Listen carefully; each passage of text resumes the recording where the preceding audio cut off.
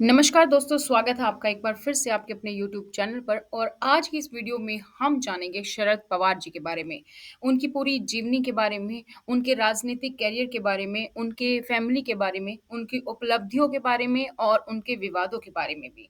आज आप देख रहे होंगे कि शरद पवार जो हैं, उन्होंने राष्ट्रीय अध्यक्ष का जो पद है, वो उन्होंने छोड़ा है अपनी पार्टी से। तो क्या है मामला?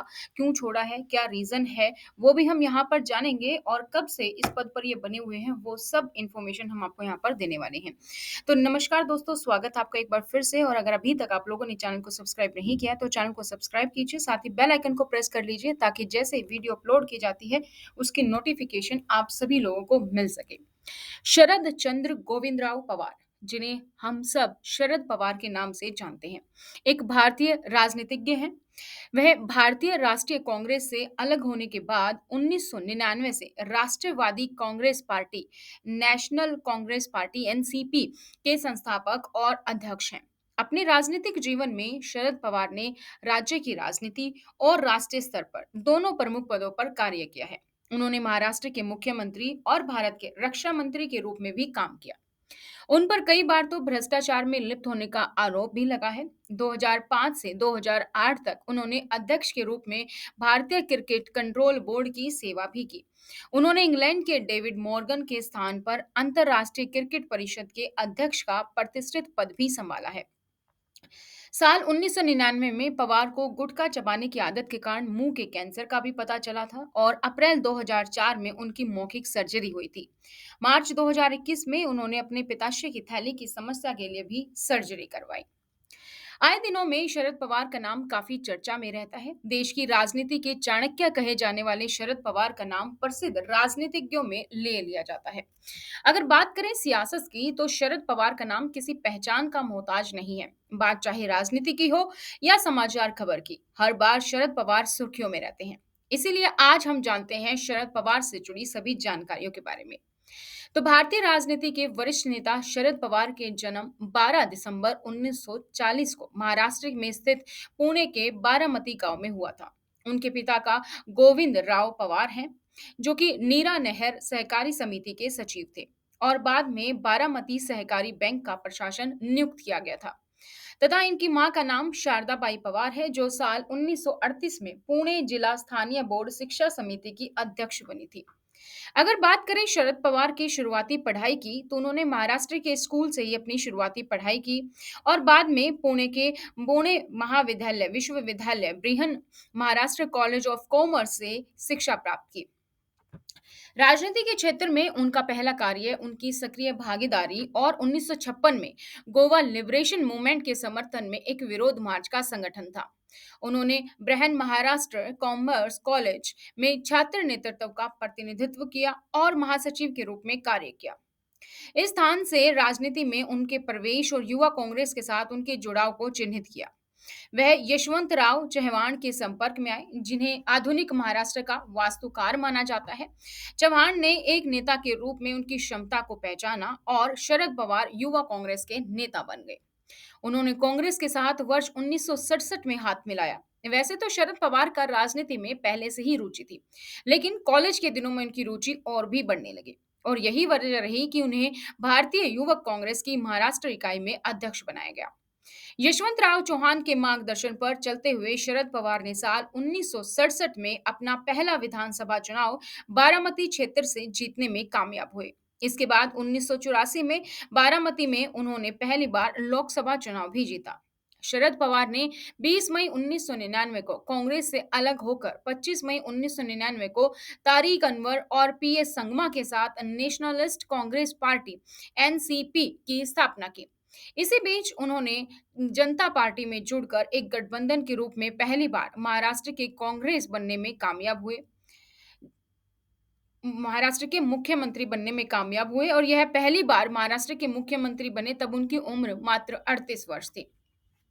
शरद पवार के अब तक के राजनीतिक सफर की अगर हम बात करें, तो 1967 में वो महाराष्ट्र विधानसभा के सदस्य रहे। महाराष्ट्र में कांग्रेस विधायक दल के सचिव थे और महाराष्ट्र में प्रदेश कांग्रेस कमेटी के महासचिव।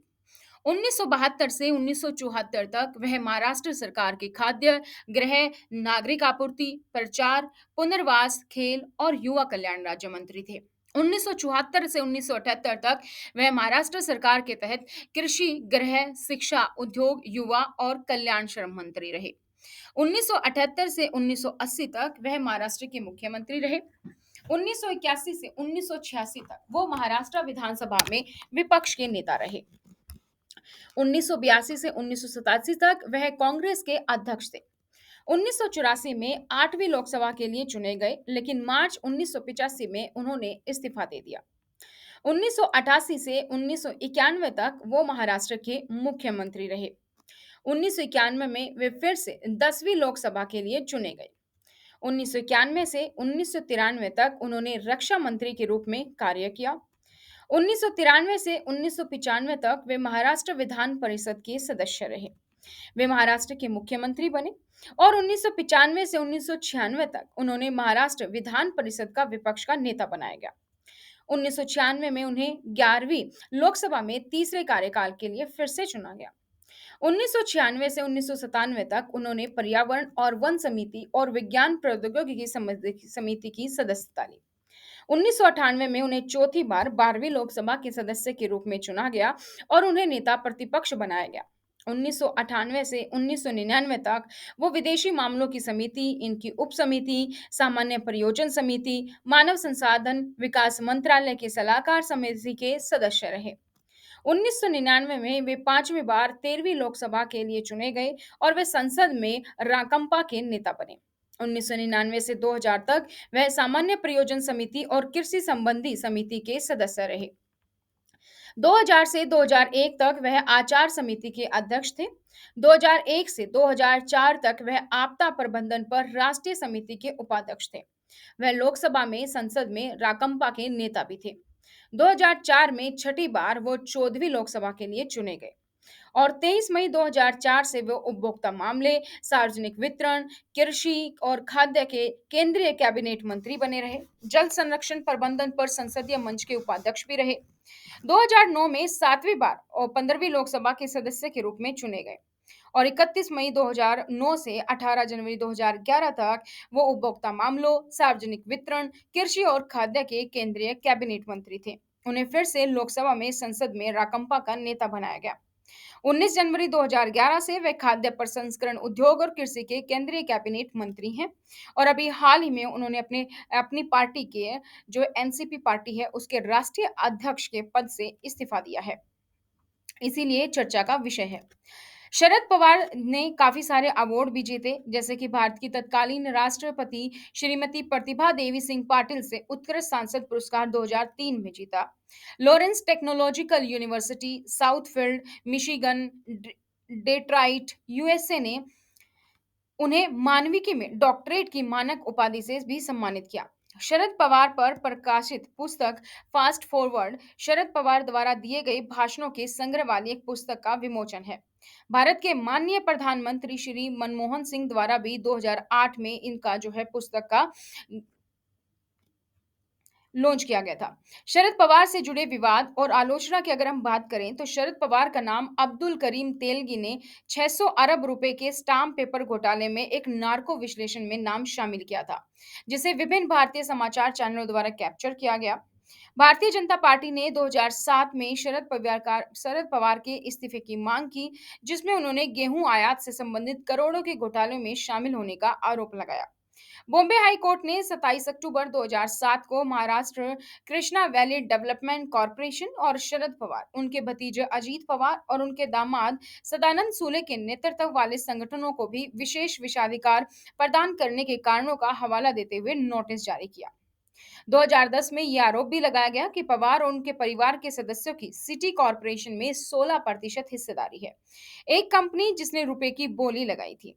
आईपीएल में पुणे फ्रेंचाइजी के लिए 1176 करोड़। हालांकि पवार परिवार ने आरोपों से इनकार किया।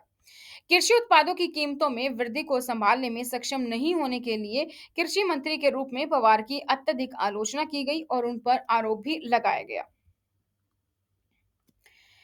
पत्नी के सामने एक बच्चे की शर्त रखी थी जब इनकी शादी हुई, तो शरद पवार ने एक इंटरव्यू में ये भी बताया कि शादी से पहले उन्होंने शर्त अपनी पत्नी प्रतिभा पवार के सामने एक ही संतान पैदा करने के लिए शर्त रखी थी। उन्होंने कहा था कि हमारी एक ही संतान होगी, चाहे वह लड़का हो या लड़की। इसके बाद 30 जून 1969 को पुणे में सुप्रिया का जन्म हुआ।